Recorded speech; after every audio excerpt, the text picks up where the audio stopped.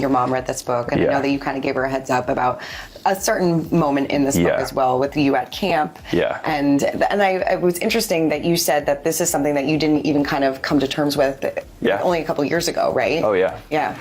Yeah, I think, as a mom, I feel like you don't want to feel like you failed your kids. You just want the best for them. And there's so many things that were out of her control, and you can only protect your kids so much. Yeah. And then, so for me, I really, it like killed me to hear her like so hurt about some of the things that had happened to us. But, she was amazing. She took over as a father and a mother. Like, she is a badass.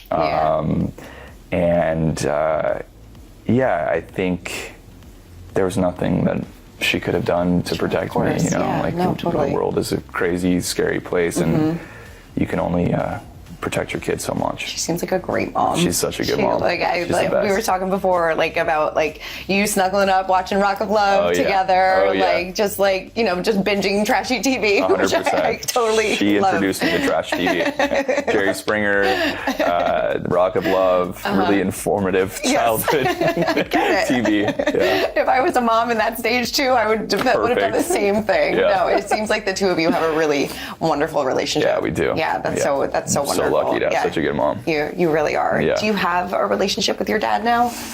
My dad and I's relationship is so fractured and complicated and messy, and I'll always love him as my father. As a person, I won't understand some of his choices, but it's like something that I'm talking about in the book too. With even like my mom's shortcomings, it's like the mom and the dad, they're the child too. They're just like big.